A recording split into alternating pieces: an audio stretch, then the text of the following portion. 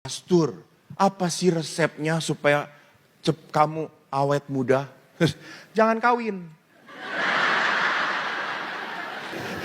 Jadi lihat saudara-saudariku yang terkasih, bahwa apa? Allah itu mencintai kita lewat panggilan kita, lewat panggilan.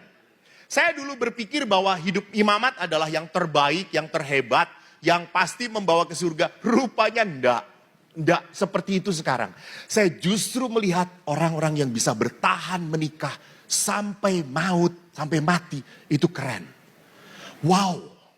Di Medan, Inang dan Opung ke gereja selalu pegangan tangan. Sampai saya tanya, Opung udah 80 tahun, jalan duaan begininya. Opung sayang sekali dengan Inang. Bukan sayang, ini pegangan takut jatuh.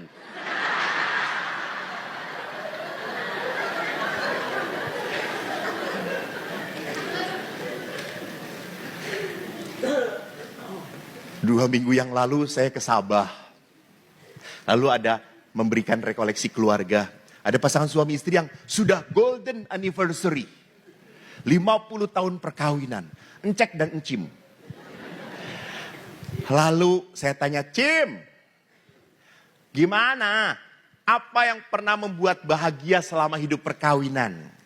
Terus dia berkata, Romo, pastor, saya bahagia. Si engkau ini suami saya pernah ngomong pada saya. Ngomong apa? Dia pernah mengatakan, istriku, kamu jangan meninggal duluan ya. Kamu istri yang baik. Kamu sayang sama aku. Dan saya bahagia hidup bersama kamu. Jadi jangan meninggal duluan ya. Saya akan menderita kalau ditinggalkan oleh kamu. Saya mendengar itu, si engkongnya senyum-senyum begitu. Saya, betul Kong? Iya. Hebat sekali Kong. Engkong ini memang tidak pernah ditinggalkan sama istri? Ya pernah. Berapa lama? Sebulan. Ngapain? Istri saya ngurus cucunya. 1 bulan ditinggalkan? Iya. Lalu apa perasaan engkong? Bebas. Kalau ditinggalkan istri sejenak itu oke. Tapi pada saat selama-lamanya dia tidak siap. Lihat. Keindahan dari sebuah perkawinan. Para istri itu kalau udah ngajak makan suaminya pasti dibatasi makanannya. Gitu ya. Udah habis aja kakinya. Selesai, udah cukup gitu, ditendang-tendangin gitu ya. Sampai suaminya itu kalau makan bersama, saya deket Romo, lalu istrinya, saya juga. Jadi istrinya itu, suaminya aduh, mau ngambil babi, aduh. Kenapa Pak? Babi nggak enak, babinya enak, kaki yang nggak enak, kata dia itu.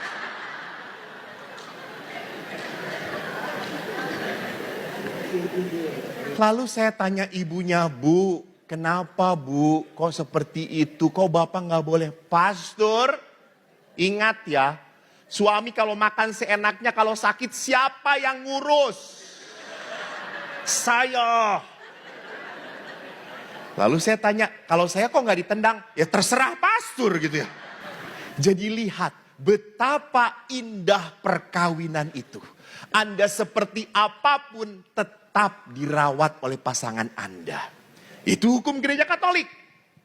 Maka tidak ada di dalam gereja Katolik seenaknya berkata, Tuhan saya sudah tidak kuat lagi. Apa yang berasal darimu ku kembalikan kepadamu. Nggak boleh itu doa seperti itu. Bulan 6 saya diminta ngisi di Dumaring, Kalimantan Timur. Itu ada di bawahnya Berau. Kalau Anda mau ke Berau itu mau ke Derawan, harus lewat Berau. Gerejanya amat sangat jelek, pasturannya apalagi. Pada saat saya buka pasturan, itu semua dindingnya bergerak. Udah reot sekali. Lalu pasturnya ini tidak tega. Saya tinggal di pasturan, saya dititipkan ke penginapan. Penginapannya sederhana, hanya lorong, kamar lurus, ada 10 kamar. Tidak ada ruang makan, yang adanya pelataran depan. Lalu di situ ada front desk. Seorang perempuan berjilbab tungguin gini. Lalu setelah panitia pergi, saya datang ke front desk. Saya tanya, Mbak, ada makan pagi enggak Mbak? Lalu si Mbak itu berkata, enggak ada makan pagi Pak. Hah? Enggak ada. Adanya breakfast. Oh, breakfast. Jadi makan pagi enggak ada. Breakfast. Oh, breakfast. Oke. Apa Mbak breakfastnya? Besok? Iya. Terus kalau hari kedua Mbak? Nasi kuning. Hah? Hari pertama nasi kuning. Hari kedua nasi kuning lagi Mbak. Ada pilihan nggak Mbak? Ada apa? Apa pilihannya? Makan atau tidak? Oh ya udah oke. Terus saya tanya, kalau hari ketiga Mbak, emang Bapak berapa lama nginapnya? 3 malam Mbak. Hari ketiga apa? Ya nasi kuning. Ya Allah, gua keluar dari penginapan ini sakit kuning Mbak, kata saya itu. Terus hari pertama pagi saya dapat di piring plastik, sendok plastik dan bungkusan. Dibuka nasi kuning, bihun kecil, telur balado. Saya syukur Tuhan. Terima kasih, saya nikmati sampai bersih. Sampai itu plastik bisa dipakai lagi. Karena tidak ada tambahan. Saya datang, breakfastnya ada lagi. Pas. Ini si Mbak kalau di Jawa udah gua telan, kata saya itu.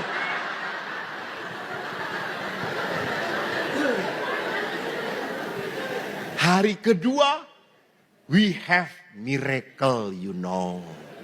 Tetap pakai piring plastik, sendok plastik, lalu tetap bungkusan. Dibuka nasi kuning, bihun ayam. Wow. Lalu saya coba ayam ini, saya tusuk dengan sendoknya, dan apa yang terjadi? Hancur.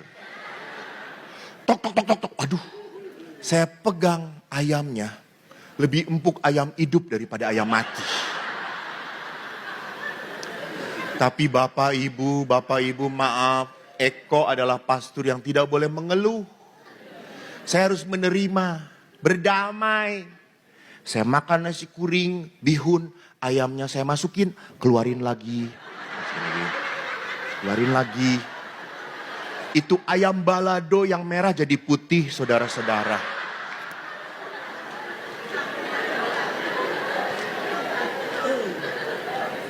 Di sebelah saya ada anak kecil. Lalu mamanya itu di sebelah kiri dengan bayi. Anak ini teriak, Mama, aku gak suka makan. Dede kan suka ayam. Itu ayam, Dek. Bukan, ini tulang, Mak. Keras sekali, Mak. Ayam, Dek. Tulang, Mak. Gitu ya. Keras. Lalu si mamanya tinggalkan bayinya. Dia bawa makanan dia. Lalu saya lihat, mama itu bisa makan ayamnya. Terus ini ayamnya, mana? Ngeliat empuk. Terus mamanya pegang punya anaknya. Oh iya, ya udah tuker ya. Punya mama untuk Dede, punya Dede untuk mama.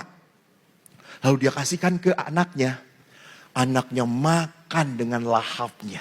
Dan wajah ibunya yang kulihat bahagia sekali. Amin ya. Lalu kan mamanya dapat dagingnya ayam tadi toh. Apa yang terjadi? Rupanya sama dengan saya. Masukin, keluarin lagi. Saya tuh diem saja begini. Sampai udah 5 kali saya ngomong, Bu udah putih belum? Si ibu itu sampai malu ngeliat ke saya. Terus dia ngomong, keras ya Pak? Iya Bu, ini 7 tahun yang lalu meninggalnya Bu, kata saya. Ini sih bukan ayam, fosil, kata gitu.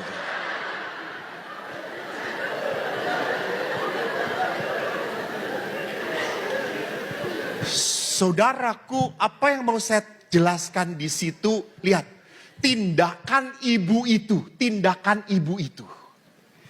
Dia berikan yang terbaik untuk anaknya dan dia ambil yang tidak enak untuk dirinya. Itu cinta, itu cinta. Itu cinta. Jadi cinta itu adalah apa? You think about your beloved. Engkau berpikir tentang orang yang saya sayangi. Saya jujur sampai jadi imam, saya tidak bisa memaafkan ayah saya. Sampai saya jadi imam, saya marah, saya benci dengan ayah. Setiap saat saya telepon ibu, ibu tidak punya handphone. Saya telepon ayah. Ayah mengatakan, halo, ibu mana? Ibu. Ini bapakmu, gak penting. Ibu, kata saya itu. Saya tidak punya kerinduan untuk ketemu dengan ayah. Nggak. Sampai akhirnya apa? Dosen rohani saya, profesor rohani saya di Filipina yang mengingatkan, Eko, kamu punya beban berat relasimu dengan ayah. Tolong bereskan. You must pray so you can forgive your dad.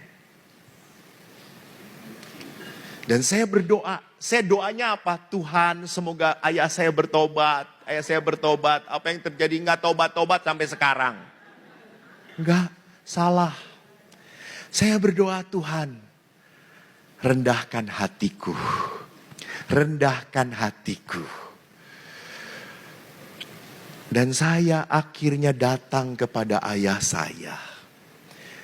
Bukan saya berkata, ayah ingat, kamu banyak memaafkan anakmu.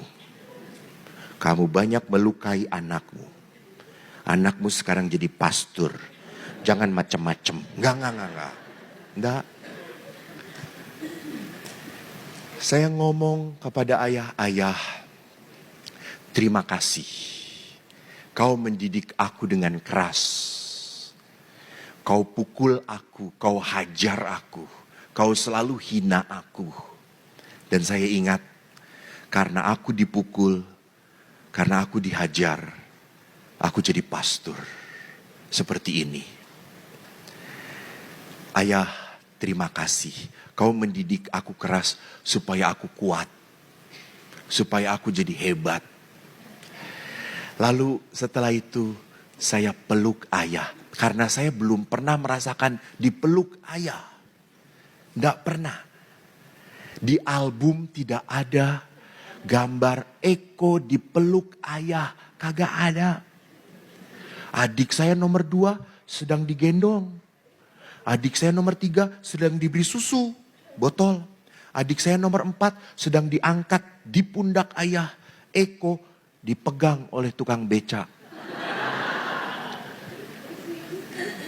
Sampai saya mempertanyakan status ayah saya yang benar, yang mana kepada ibu. Dan ibu mengatakan, ya itu ayah kamu. Mengapa kok saya tidak ada? Nggak tahu, ayahmu nggak terlalu dekat dengan kamu. Maka pada saat rekonsiliasi, saya datengin ayah, saya peluk ayah. Saya peluk ayah dan saya diamkan. Saya rasakan kehangatan. Dan ayah berkata, terima kasih. Saya punya anak seperti kamu. Dan sekarang saya begitu dekat dengan ayah saya. Seminggu sekali saya ngobrol dengan ayah. Saya telepon ayah. Kemarin ayah saya mengeluh, ayah saya sudah 82 tahun. Mulai budek dan habis giginya. Dia mengatakan, aku ingin beli alat bantu dengar. Lalu saya mengatakan, ya beli pak, beli. Bapak sudah kumpulkan uang, sudah kok. Tapi kok alat bantu dengar itu mahal ya kok. Berapa? 17 juta. Ya sudah beli aja bapak. Bapak pikir 8 juta. Sisanya mau beliin bapak gigi palsu. Sudahlah, yang penting alat bantu dengar aja dulu. Lalu dia belikan. Dia seneng. Karena dia selalu mengeluh, dia itu sekarang suka nanam-nanam cabai di rumah. Dan tiba-tiba 2 hari kemudian cabainya hilang. Dia selalu ngomong, ini tetangga ini pada mencuri. Enggak pak, bukan mencuri. Mereka ngomong, cuma bapak enggak denger. Bapak kan tuli gitu. Oh minta ya, gitu kan bapak enggak denger toh. Enggak, mereka mencuri. Gitu. Lalu setelah pakai bantu dengar, dia baru sadar, iya mereka izin. Baru denger sekarang Bapak gitu ya. Nah, lalu setelah nyaman dengan alat bantu dengar, beberapa minggu yang lalu Bapak saya datang, Pak gimana? Enak. Tapi kok aku ndak bisa makan nyaman kok. Giginya masih ndak punya. Saya kalau daging cuma dimut-mut. Ya udah Pak, nanti aku beliin. Bener kok? Iya. Gigi palsu yang second ya Pak. Bapak saya kaget lagi. Emang ada yang second ya kok? Ada. Kan yang orang mati nggak dibawa mati Pak. Nanti untuk Bapak Pak. Lalu Bapak saya berkata, kamu melukai Bapak ya? Enggak lah Pak, kata saya. 2 bulan kemudian saya nabung. Lalu saya beri. Nih beli yang terbaik dari anakmu. Lalu Bapak buka, ih banyak sekali. Sultan.